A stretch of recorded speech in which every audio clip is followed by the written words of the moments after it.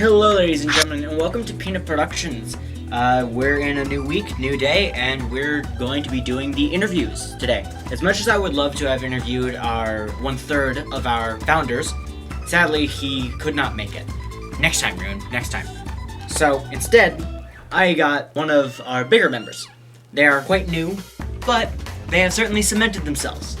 Would you like to introduce yourself? Hello, I'm Sporky, and I am the voice actor for Spooky in the Jump Scare Mansion movie. Yep. So, Sporky here, she will be playing Spooky, and she is also helping me write the Spooky movie. So, you're kind of our that's Spooky kind of leader. fun. Yeah. Okay, so, first up the questions. What characters do you play? We've already gone over that. You play Spooky. Yeah. How did you and whoever invited you meet, and how were you invited to Peanut Productions? Well, you and I just kind of met through theater production, and you invited me through text. Yeah, it was specifically because you had I believe it's a chica, like a little chica dangler thing on your backpack that I noticed. Yeah. Yeah, you had noticed my Chica keychain, and you thought it would be cool for me to join.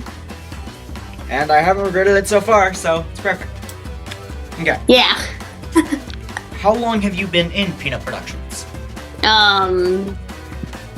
Since I think around the beginning of the school year, give or take a few weeks. So 2 months? Yeah, Yeah, okay.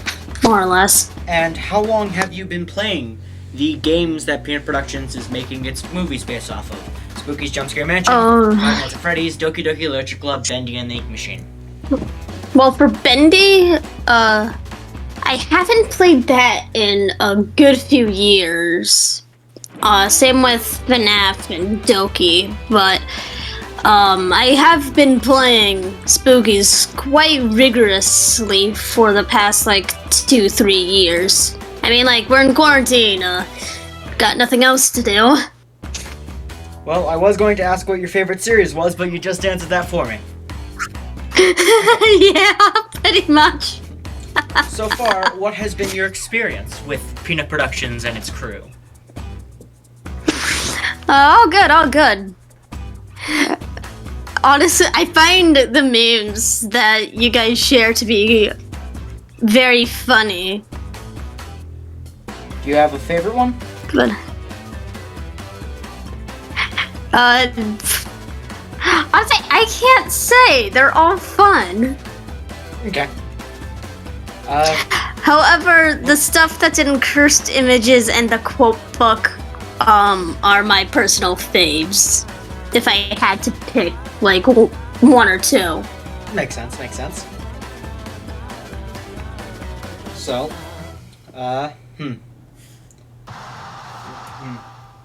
I've got a list of questions here that I'm gonna go through. Also, I'm probably not gonna edit the interviews as much as the other videos, just to keep the kind of flow. I'm gonna edit out my stuttering and stuff because Yeah. stutter a lot. But okay. Yeah, that makes sense. So now we go on to the more personalized questions, I will say, where this will differ from every interview. The other ones will probably be mostly the same. But No. do you have a favorite story of Peanut Productions so far you've experienced while in the server or with the people? Probably, in terms of stories I've experienced or have been told. Either one, really. In fact, tell both. Okay, it's the one that I found hilarious to hear was actually one you told me just an hour or two ago. No, that was during that was during 1.5 block. That was not an hour ago. Oh, right. Feels But it was the one where you and Rune, or rather it was you watching Rune play Spooky's Jump Scare Mansion, and you were in the mansion inside a mansion, And However, as much as I would love you to continue, I am going to cut you off there because I want to save this story for when Ryan is actually here. Because I want to hear his side of the story again. Yeah, I actually do want to hear what Ryan was thinking during that. But my favorite story that I've experienced in this server would probably be the chaos that is happening in the roleplay room. Ooh. That is just up, but I have no idea what the hell they're doing. Me neither, but it's funny.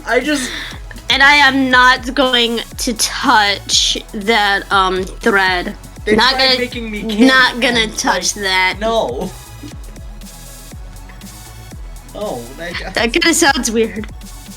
Yeah, no, it's probably for the best I don't get anywhere near that thread. If you could have any game be turned into a Peanut Productions movie, what game would that be? Like any game, not just horror. Any game. But it would probably be a tie between Splatoon or Deltarune. Because, like, with Splatoon, there is a lot of lore, and I want that to be explored more than it is in the games. And I kind of feel the same about Deltarune, except I think it would also be hilarious to try to see which one of us could actually accurately, make Spamton's voice. That would be hilarious to me. I've never actually played Deltarune, but if I could, I would attempt to do his voice, but I can't. So I'll just try and do Jibber instead, because he's the one I know. Chaos! I can do anything! Up and down it, up and down it. Anything I do is so sad. Copyright. Okay, if you could voice any character of the Peanut Productions lineup, who would you want to voice? Aside from Spooky. Yeah, aside from Spooky, because you've actually landed Spooky, so... I don't know, like, in terms of, like, movies that have been since cut, well, this or just, like, what we currently have. Including the movies that we have planned and the movies we have cut. Which is literally 2 of them. It's literally 2 of them. We have 1 that we've cut and 1 that we have planned. That's it. Other than the 6 then or 7 we have normally. I guess I'd probably want to see if I can try at least to voice the devil in Cuphead. Maybe. But if not that, then probably like one of the animatronics, since that idea was cut. Like I think I might do a good Mangle voice. But as I said, that idea was cut. Yeah, we decided to cut that probably for like the sake of time. For the sake of time and the fact that the animatronics don't really need personalities. So if we gave them personalities, that would end up detracting from the other things we have going. People would be focused on the besides, the animatronics... the animatronics are possessed by dead kids. Why would dead kids care about speaking, especially if most, if not all of them, are pissed? Yeah. Yeah, you've seen an angry kid. They just scream. They don't say, "I'm very upset with you." No, they go, "Me want cookie." Or like in the case of Noah, he just stares at you. He just gives you a death glare. It's kind of amusing, though. Do you have a favorite moment in our story so far? I may have to cut and censor this if it is a spoiler, but do you have one? It is a spoiler for Spookies, but it would probably be the part where Or like just a favorite Max. dialogue that we can take fully out of context Oh. and no one know what it means. Oh, okay. Then that would be when Max cuts the walkie-talkie feed, and then Spooky says, "Well, that was rude." You're telling me, Carlton. I just cracked up laughing internally when you wrote that out. That was funny. I'm very surprised it's not the domestic violence. I gotta see this. Actually, no. Yeah, that's also what I like. Just like all of the moments that make Spooky seem like Gurgle Stan incarnate. Children Those fighting. moments are my I can personal sell favorites. this. Because they're all find funny. The remote. Yeah. Zeus! Get the remote! Zeus! I need to scratch myself in 2 places at once! I love your Gurgle Stan voice. It's so accurate. It sounds exactly like Alex Hirsch. I don't know why. Did you know half the cast is voiced by Zeus? What? Did you know that half the cast is voiced by me, Zeus? Yeah. Like Alex Hirsch voices half of the characters. It's just hilarious. Do you have a specific inspiration for how you plan to play Spooky? Probably just like the voice, just like kind of the voice I use when reading aloud comics, from like the voice of just like a sarcastic, witty, and yet very, very young ghost character. Makes sense. You know, like the like this type of voice, kind of like somewhat cracking, but also just like somewhat solid and deadpan. After all, Spooky is technically In a this kid. case, deadpan can be considered a pun. Yeah. And remember, Spooky is a kid. Take note of that, internet! Yeah, she's literally 12 years old. We don't know You her age, we just know that she's nappies. young. In our story, we chose 12, but we don't actually know her age. Yeah, like she does not look like 18. She looks she's more not like near 18. 13 at the. She's 13 She looks at 13 most. at the Chances very are she's oldest.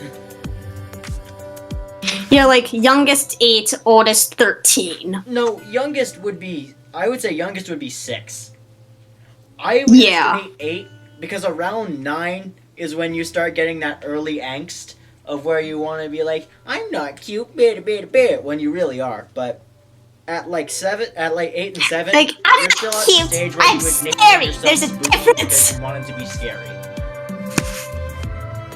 Yeah, like she probably has that young kid angst, but not like teen angst that you Well, get once I you don't hit think she's 13. that yet. Because when you hit that young kid angst, it's when you want to be taken seriously. Yeah, it's like You less. don't want to be taken angst. seriously when you have nicknamed yourself Spooky and continue to call yourself that. Yeah. She probably is very young because she thinks that Spooky is somewhat of a scary nickname. Yeah. Oh no, it's Spooky. Oh god, what are we gonna do? Yeah, that's hilarious. Like, Spooky is more like cutesy scary. Cause like, yeah, I mean like those Halloween specials that they have on kids shows. Yeah. That's kind of what Spooky is. So, time for some overall questions. Now, you don't have to answer all of these because you may not know all of these. But, what is your favorite Spooky's Jump Scare Mansion song? There's like 3 of them, but Great. And I only know like 2 of them. So it would probably be 1,000 Doors by the Living Tombstone. yeah, makes sense. Thousand Doors is probably the best, at least in my music tastes. I'm not saying that I'm So Lonely Yeah. We Are Reanimated aren't good songs. It's just, in my taste, 1,000 Doors fits the most. Yeah, yeah. Now, what is your favorite Five Nights at Freddy's song? That I can't say because there are so many good ones. Like I'd say that 50% of the ones that I personally enjoy are by either The Living Tombstone or DA Games. And yeah, there's a lot. But if I was forced to choose one, then it would probably be Left Behind by DA Games. That one's good. Okay. Hot take time. The Living Tombstone FNAF 3 song sucks. Yeah. The FNAF 3 songs are really that But FNAF 3 songs, there's no in between for them. They're either fantastic amazing, in terms super of high, like top tier. in comparison to Or I hate other them. FNAF songs. Like, with the other FNAF songs, you can get a lot of mid-range. With FNAF 3, there is no mid-range. They are either phenomenal and you want to listen to them for hours, or you get done with them and say, I'm gonna forget that in 5 minutes and never listen to this again. Yeah. It's one or the other. There is nothing in the There middle. is no in-between with FNAF 3. The closest I can say is maybe the acoustic covers of Before and Our Little Horror Story. But that's even stretching it, because Yeah. I still think those are really good. Yeah. Just it also like the FNAF 3 rap song. It's just kind of it's good, but I've only really listened to it once and then never again because it's just kind of mid tier. Like forgettable mid tier type thing. No, which one? The FNAF 3 song that I kind of like, but also kind of forgot about after like a year. It's Time to Die? No, it's like it was like the third one in like the 5 more night. It was like 5 more nights or like another 5 more nights, something like that. It was by I think JT Music. Or something like that. I don't know. Or rather, I don't remember. Too much. We have like 2 songs total in our playlist, and those are Can't Be Erased and Join Us for a Bite. Yeah, Join Us for a Bite is honestly a good Join one. Us for a Bite is a bop. Yeah. In fact, I've actually, Evelyn has learned how to play that entire song by memory on the piano. Yeah, copyright. Okay. Yeah, no. Copyright, we can't risk it. Do you have a favorite Bendy and the Ink Machine song? I don't know. Like, a lot of them are really good, but there's also some of them that are kind of hit and miss for me. Yeah, it's like the FNAF 3. They're either phenomenal or just mediocre. Like, they're all hit or miss. Yeah. Like, they're all the hits really hit, but the misses really miss. Yeah. Oh, great, more dogs. Yeah, and like, instrumental remixes can be good, but some of them are not that great. Yes. And lastly, just to hit all bases, favorite DDLC song? And this does include the DDLC OST. Oh, then, it would probably be like, Your Reality or Sayonara. Yeah. Like, it's kind of a tie between the. As much as I love Your Reality, it is the best song in the original DDLC's OST. But Yeah. But Internet, why are we sleeping on Dear Sunshine? Like, that song is such a bop. Like, it is Yeah, like, so good. Why are we just ignoring it? like, I agree with you. It's just not my favorite. Yeah. Like, I see it as kind of A tier, not S tier. Like, really good, but not phenomenal. So, lastly, do you have any questions for me? Not really, no. But, I have been wondering, you know how, like, in Act 2, we're gonna be doing some stuff involving, the other Dokis, like, wrapping that up? That is our current plan. Maybe experiment a little, DDLC 3 Sayori story.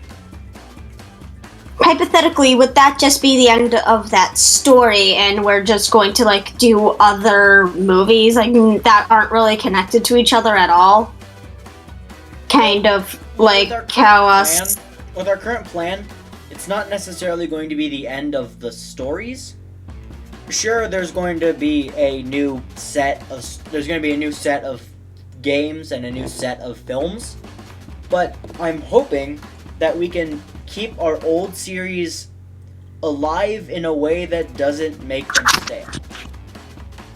Yeah, like what I mean is, like, we could do something like, it's the same general story of, like, people trying to let go of their past, but, like, with different games. That's what I'm thinking. Like, for example, 1, 2, 3 Slaughter Me Street. We could do something with that. Like, it doesn't have to involve Ted Jenderson or whatever his name is, but it can involve the puppets. Like, they're hunting down some sort of killer, and maybe they have to, like, team up to fight a greater evil. Yeah. Or something, and maybe. I believe the way that we are going to try and do it is the way we were doing it with Spookies, where it doesn't really add to their characters, doesn't really fill out their stories more because their stories are done, but do what we're doing in Spookies with Carlton. Make them important to the story, but not important to their own story. Like, yeah, like just, they're around, they're still people. It's just, their stories are done. They don't have to worry about it anymore. Yeah, like, at the end of the, like, I'm thinking after the end of the 1, 2, 3 Slaughter Me Street movie, like, their character arcs are done, but it doesn't mean that the characters themselves won't be used anymore. Yeah, exactly. It's what we plan to do with Charlie and possibly even the Dokis. However, with the Dokis, chances are we are going to keep using them because they're our most interesting characters, and there's Project Libitina.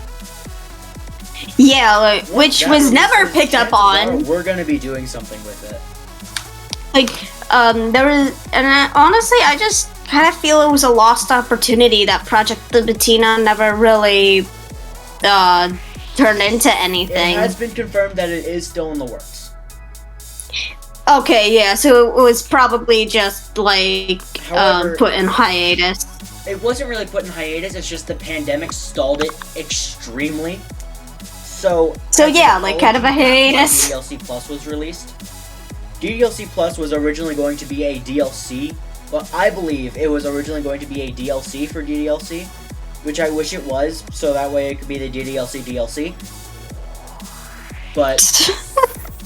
But that's what I think, because there were always talks of DDLC getting an update and such. So that's what I believe it was. I believe that all the content that was added to DDLC Plus would have been for DDLC. But then they got the offer of the console ports, and it was so much easier to just use one game and then re-release it on computer. So that's what they did, and now they're back full-time on Libitina. Yeah, that is probably what's going on. Yeah. But yeah, I'm actually excited to see what's gonna go on from here. Yeah. So this has been... And, No, you just go. to, like... Oh, wait, no, you go first. No, you go. because what I'm gonna do is I'm about to end the video. You go. Oh, right, but in like 2 years, I'm gonna be able to do this full time and not be like worried about school because graduated. Yeah. However, we cannot pay you. Unless we somehow get really successful doing this, we can't pay you. That is okay. I just like voice acting, it's fun. Okay, good. So, ladies and gentlemen, that is our first interview Sunday. It's a new week and new schedule. Let's hope we can continue this. Any closing remarks, Spork? Be spooky. Okay. Stay spooky. I'm Conrad, the producer for Peanut Productions, and this has been Sporky for our first interview. See you next time.